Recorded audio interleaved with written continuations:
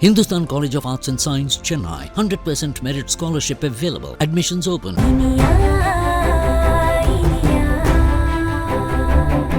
இத்தனை நாளா விக்ரம் என்கிட்ட சரியா பேசாம இருந்தாரா?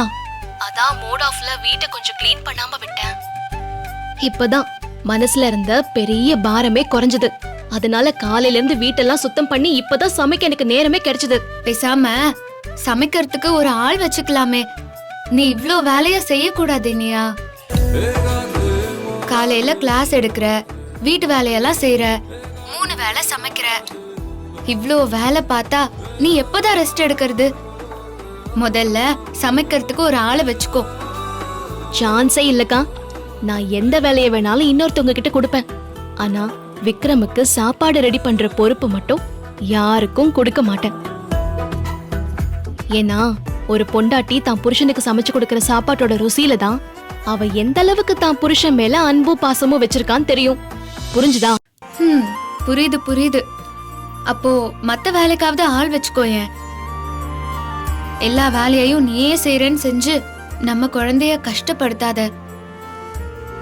ஒரு பெரிய போராட்டத்துக்கு அப்புறம் நீ எனக்கு கொடுக்க போற பொக்கிஷம் அந்த குழந்தை.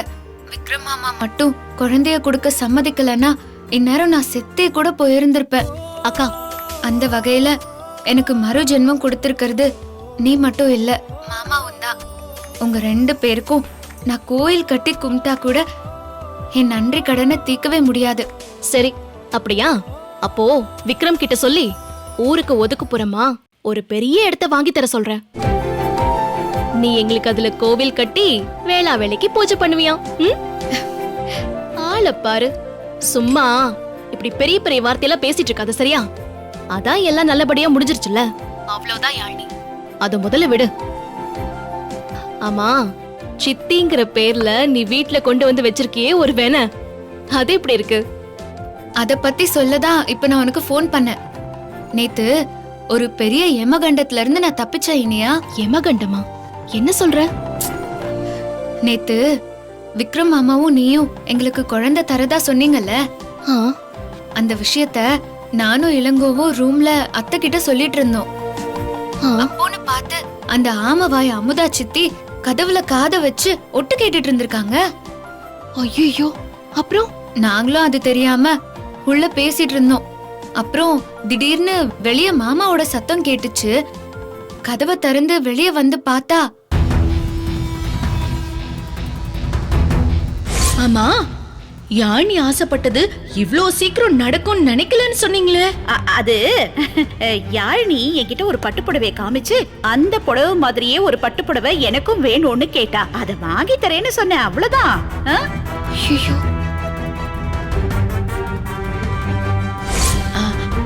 அப்புறம் இது இவ்ளோ சீக்கிரமாவே நடக்கும்னு நினைக்கலன்னு நீ எது சொன்ன இளங்கோ? அது ஒரு வாரத்துக்கு முன்னாடி தான் யாழ்னி அந்த புடவை பத்தி அம்மாட்ட சொல்லிட்டு இருந்தா. நானும் கூட தான் இருந்தேன், அதை தான் சொல்லிட்டு இருந்தேன். நல்ல வேலை நாங்க பேசினது அமுதா சித்தி காதுல சரியா விழல போல இருக்கு. அந்த வகையில மாமா தான் அவருக்கே தெரியாம தெய்வம் மாதிரி வந்து எங்களை காப்பாத்தினாரு. என்னக்கா இப்படியா பொறுப்பு இல்லாம நடந்துக்குவ? இந்த குழந்தைக்காக நீ எவ்ளோ பெரிய போராட்டத்தை சந்திச்சிருக்க. எல்லாரும் எவ்ளோ வலிய கடந்து இந்த முடிவுக்கு வந்திருக்கோம். நான் எத்தனை தடவை சித்தி மாமா கிட்ட கொஞ்சம் ஜாக்கிரதையா இருக்கணும்னு சொல்லிருக்கேன். அப்புறம் ஏன்க்கா நீ இவ்ளோ கேர்லெஸ்ஸா இருக்க? இல்லடி, குழந்தை கிடைக்க போற சந்தோஷத்துல நான் அதெல்லாம் மறந்துட்டேன். ஐயோ, ஏய், ஐயோ, என்னாச்சுக்கா? அமுதா சித்தி தான் ரூம்ல இருந்து வெளியே வருது. பேசிட்டு இருக்கியா? எதுக்கு இப்ப ஆளை பார்த்ததும் அசட்டுத்தனமா சிரிக்கிறா? அக்கா, நான் சொல்றத சைலண்டா கேளு. அமுதா சித்தி தான் நம்ம வீட்டோட இருக்கிற பாம்பு.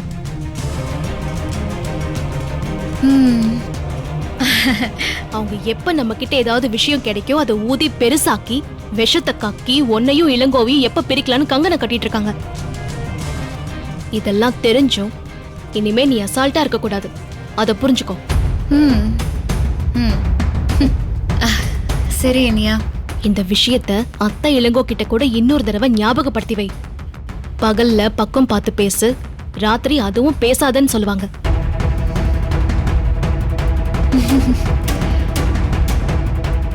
எனக்கு குழந்தை பிறந்து பத்திரமா அது உன் கைக்கு வந்து சேர்ற வரைக்கும், ஏன் அதுக்கப்புறமும் நீங்க இந்த விஷயத்த மத்தவங்க காதுல படுற மாதிரி பேசி மாட்டிக்காதீங்க.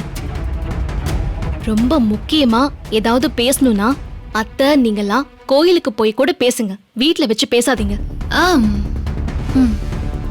நாம எடுத்திருக்கிற முடிவு ரொம்ப காம்ப்ளிகேட்டடான முடிவு. கர்ணம் தப்புனா மரணம்னு சொல்லுவாங்கல்ல, அப்படி ஒரு சூழ்நிலையில நாம இப்ப இருக்கோம். எப்போ எங்க என்ன மாதிரி பிரச்சனை வருங்கிறத கெஸ் பண்ணவே முடியாது. அதனால எப்போ ரொம்ப கவனமா இரு. ம். சரி இனியா, நான் பாத்துக்கிறேன்.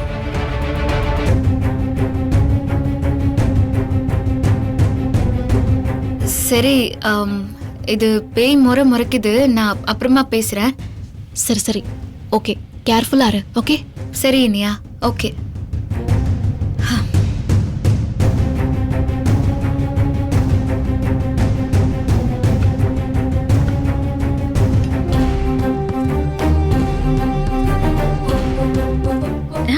இனியாதான்.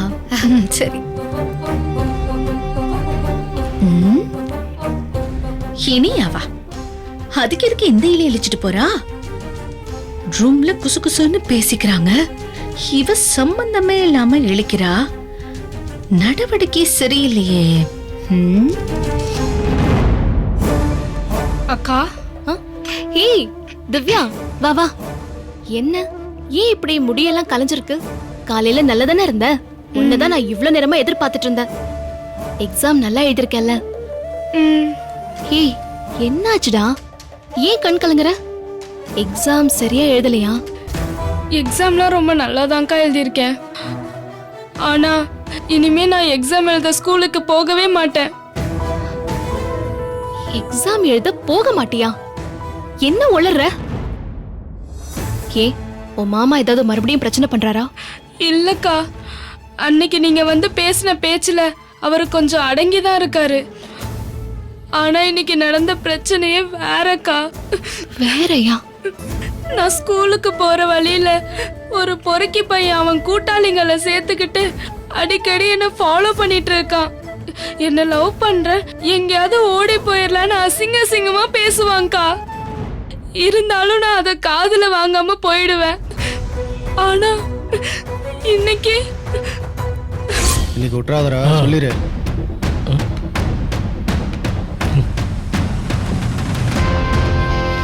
ஏய் நில்லுடி. நானும் நீ போகும்போது வரும்போது பின்னாடியே வந்துகிட்டு இருக்கேன், திரும்பி கூட பார்க்காம போயிட்டு இருக்க. என்னை பார்த்தா உனக்கு சொம்பையா தெரியுதா? சொல்லுடி, என்னை பார்த்தா சொம்பையா தெரியுதா? என் பின்னாடி எதுக்கு வர? நான் தான் வராதன்னு ஏற்கனவே சொல்லிட்டேன்ல. நீ சொன்ன நான் வராம இருந்துடுவேனா? லவ் பண்றவ பின்னாடி தாண்டி வருவான். மனசு நிறைய காதல வச்சுக்கிட்டு விலகியா போக முடியும்? இங்க பாரு, எனக்கு இதுல எல்லாம் இஷ்டமே கிடையாது. நான் பல தடவை உன்கிட்ட சொல்லிட்டேன், தயவு செஞ்சு என்னை விட்டுடு. ஏய் ஏய் நில்லு செல்லம். ஏய் நில்லு, அப்படிலாம் உன்னை விட்டுற முடியாது. ஐயோ, உனக்கு சொன்னா புரியாதா? நான் ஸ்கூல் படிக்கிறேன், அடுத்து காலேஜ் படிக்கணும். என் ஆசை கனவு எல்லாமே வேற. உன்னை கையெடுத்து கும்பிடுறேன், என்னை விட்டுரு. சான்ஸே இல்லம்மா. இத பார், இன்னொரு விஷயத்தையும் கேட்டுக்க. இனியும் உன் பின்னாடி சுத்திக்கிட்டே இருக்க முடியாது. அதனால நாளைக்கு வேலையா உனக்கு தாலி கட்டி எனக்கு சொந்தமாக்கிக்க போறேன். அதனால நாளைக்கு ரெடியா இரு. டேய், உனக்கு என்ன பைத்தியமா? படிக்கிற பொண்ணு கழுத்துல தாலி கட்டுவேன்னு சொல்ற? உனக்கு வெக்கமா இல்ல? உன்கிட்டலாம் பேசுறதே வேஸ்ட். இத பார், நீ எனக்கு வேணும். நான் உன் கழுத்துல தாலி கட்டியே தீருவேன். நீ மட்டும் நம்ம கல்யாணத்துக்கு ஒத்துக்கல,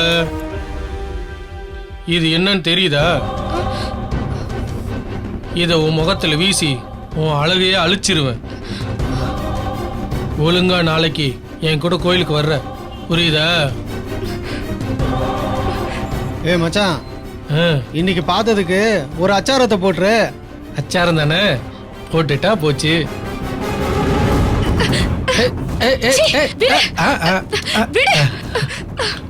ஏடா ரொம்ப நல்லா இருக்கு.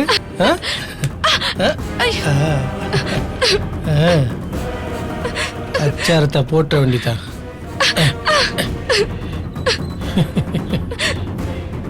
இந்த கெட்டப்பு ரொம்ப நல்லா இருக்கு. போயிட்டு நாளைக்கு காலையில கல்யாணத்துக்கு வந்துரு. இதே இடத்துல வந்து உன்னை கூட்டிட்டு போறேன். தபார், முரண்டு பிடிச்ச பார்த்தல. போ.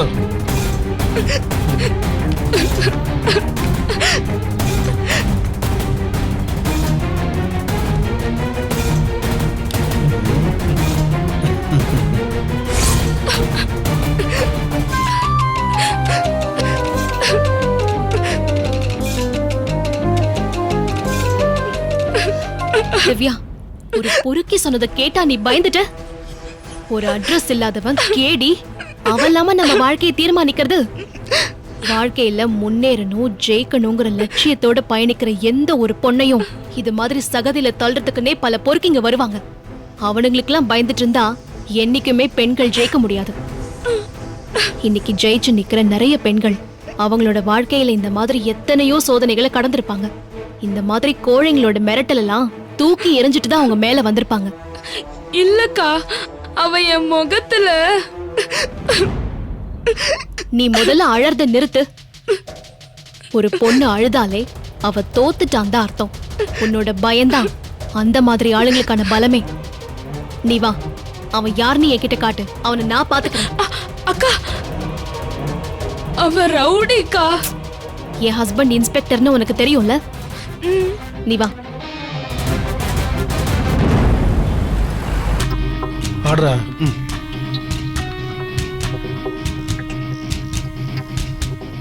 ஏய்,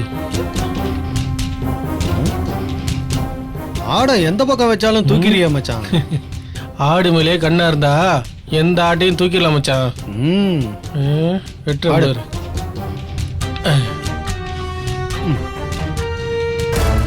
யாரு? அவன்தான்க்கா. ஏ மச்சான், ஒரு ஆடும் புலியும் வருது பாரு. டேய், இங்க நான் தான்டா புலி, வேற யாரா? அங்க பாரு.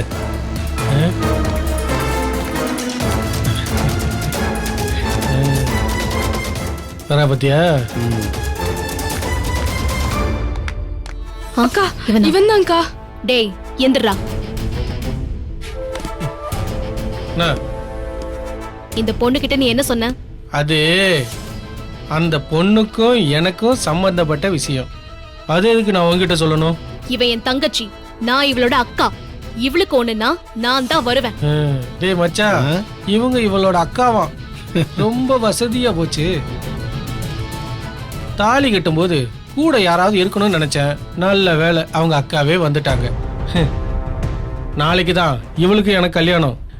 நீங்க கண்டிப்பா வந்துடணும். ஏய், நீ யாரு இவ யாரு? உன் தகுதி என்ன இவ தகுதி என்ன? முதல்ல நீ இவ முன்னாடி நின்னு பேசலாமா? ஏய், என்ன தகுதி அது இதுன்னு பேசுற? என் தகுதியை பத்தி உனக்கு என்ன தெரியும்? நான் யாரு தெரியுமா?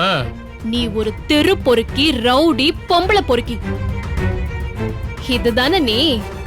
நீ வந்து ஒரு படிக்கிற பொண்ண கல்யாணம் பண்ணிக்குவேங்கறியா? ஏய், யார பார்த்து தெரு பொறுக்கின்ற? சீவிடுவேன். ஒட்டி ராசா.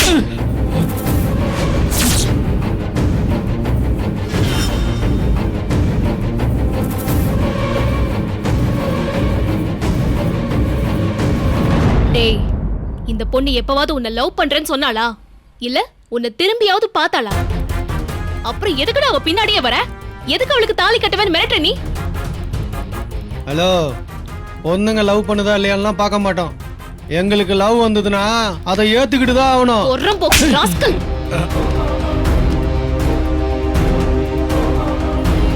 ஏ, உங்களுக்குலாம் அக்கா தங்கச்சியே இல்லையா? உன் அக்காவோ தங்கச்சியோ இப்படி ஒரு பொறுக்கிய கல்யாணம் பண்ணிக்கிறேன்னு சொன்னா நீங்க கல்யாணம் பண்ணி வச்சிருவீங்களா? உங்களுக்குலாம் அறிவில்ல. இவ சின்ன பொண்ணு, படிக்கிற பொண்ணை யாராவது கல்யாணம் பண்ணிக்கிறேன்னு சொல்லுவாங்களடா? முட்டாளடா நீங்க. ஏய், இதெல்லாம் ரொம்ப பழசு. இத சொல்றதுக்கு தான் இவளை கூட்டிட்டு வந்தியா? அவ படிக்கிறா படிக்காம போறா அதெல்லாம் எனக்கு தேவையில்ல. எனக்கு இவ வேணும், அவ்வளவுதான். நாளைக்கே இவளை நான் கல்யாணம் பண்ண போறேன். உன்னால என்ன பண்ண முடியுமோ பண்ணிக்கோ. அவ இன்னும் மேஜர் கிடையாது. அவளை கல்யாணம் பண்ணிக்க முயற்சி பண்ணா என்ன ஆகும் தெரியும்ல? போலீஸ்ல கம்ப்ளைண்ட் பண்ணா நீங்க எல்லாம் ஜெயிலுக்கு போயிடுவீங்க. 7 வருஷம் தூக்கி உள்ள வச்சிருவாங்க. ஜாக்கிரதையா இருந்துக்கோ. ஏய், என்ன போலீஸ் ஜெயிலுன்னு பிலிம் காட்டுற? இதுக்கெல்லாம் நான் பயந்துருவேனா? நாளைக்கே இவ கழுத்துல நான் தாலி கட்டுறேன். அப்படி இவ சம்மதிக்கலன்னா இவ முகத்துல இருக்கிற அழக பொசிக்கிருவேன். இந்த ரெண்டுல ஒண்ணுதான் நடக்கும். முடிஞ்சா என்ன நீ தடுத்து பாரு. ஏய் என்ன என்ன அவ முகத்தை பொசுக்கிடுவியா? அவளை நெருங்கிடுவியா நீ? மவன அவகிட்ட நெருங்கி பாரு, உன்னை நான் பொசுக்கிடுவேன்டா.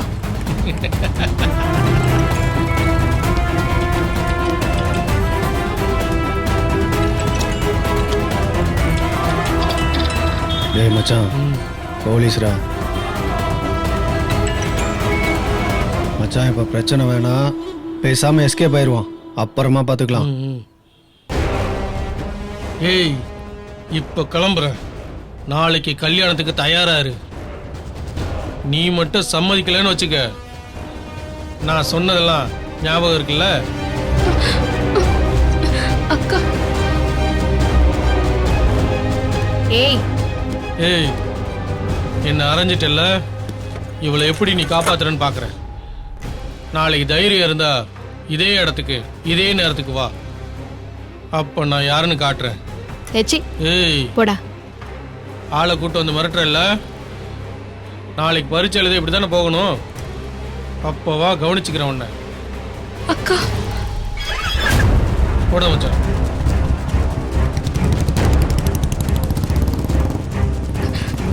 அக்கா பாத்தீங்களாக்கா, உங்க முன்னாடியே எப்படி மிரட்டிட்டு போறான்னு. அவன் கிடைக்கிறான் திவ்யா, நீ எதுக்கும் பயப்படக்கூடாது. அவனை நான் பாத்துக்கிறேன், நீ படிப்புல மட்டும் ஃபோக்கஸ் பண்ணு. படிக்கவே முடியலக்கா, புத்தகத்தை திறந்தாலே இவன் முகம் தான் ஞாபகம் வருது. ரொம்ப பயமா இருக்குக்கா. திவ்யா, இவனை மாதிரி 100 பொறுக்கிங்க நம்ம வாழ்க்கையில வருவாங்க. யானை புல்ல மிதிக்கிற மாதிரி மிதிச்சுட்டு போயிட்டே இருக்கணும். நாம் அவங்கள மிதிச்சு கடந்து போயிடணும். ஆனா அவங்கள பார்த்து பயந்து நிக்க கூடாது. நான் இருக்கேன்ல, வா போலாம், வா. எல்லாம் பக்காவா இருக்குல்ல? இருக்கு சார். அந்த ஜெயிலர் கால் பண்ண உடனே யார்கிட்ட பேசுறான்னு ட்ரேஸ் பண்ணிடலாம்ல? பண்ணிடலாம் சார். அந்த டிவைஸ்ல இருந்து எந்த கால் போனாலும் உடனே ரெக்கார்ட் ஆயிடும் சார். நாம ட்ரேஸ் பண்றது ரொம்ப முக்கியமான கால். Okay sir. மிஸ் ஆயிடக்கூடாது. Be careful. ஓகே சார், நான் பண்ணிடுறேன் சார், பாத்துக்கிறேன்.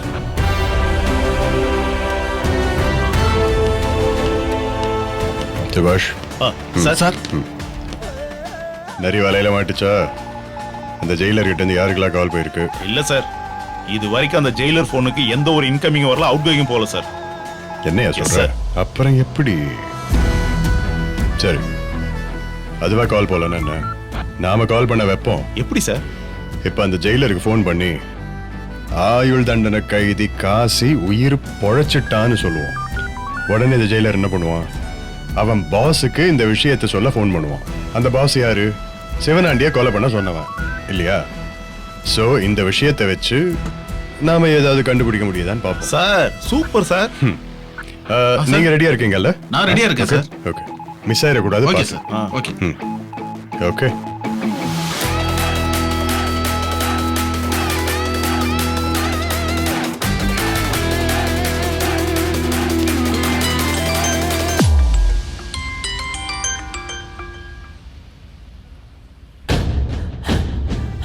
விக்ரம், இவன் காலையிலேயே ஃபோன் பண்றான்னு தெரியலையே. சொல்லுங்க விக்ரம். சார், உங்களுக்கு டயபெட்டிஸ் இருக்கா? ஏன், எதுக்கு விக்ரம் கேக்குறீங்க? இல்ல, டயபெட்டிஸ் இல்லைன்னா அப்படியே பக்கத்துல ஏதாவது ஸ்வீட் ஸ்டாலுக்கு போய் ஒரு 1/2 கிலோ லட்டு வாங்கி நீங்களும் சாப்பிடுங்க, உங்க ஃபேமிலிக்கும் கொடுங்க. என்ன சார், நான் சொல்ல போறது அப்படி ஒரு விஷயம். அதுக்கு ஒரு லட்டு சாப்பிட்டா பத்தாது, 1/2 கிலோ லட்டையும் சாப்பிடணும். விக்ரம், காமெடி பண்ணாம விஷயத்த சொல்லுங்க, எனக்கு நிறைய வேலை இருக்கு.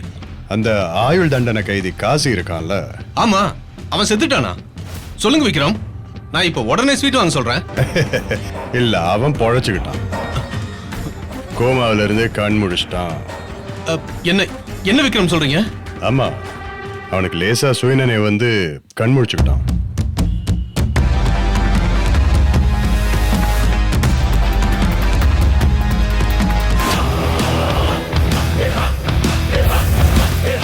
Hindustan College of Arts and Science, Chennai. All human values are inculcated in a student, thereby producing ideal citizens for the future world, and is affiliated to the University of Madras. 100% merit scholarship available, transforming lives through education. Admissions open for the academic year 2024-2025. Saregama TV shows Tamil YouTube சேனல்ல like பண்ணுங்க, comment பண்ணுங்க, share பண்ணுங்க, subscribe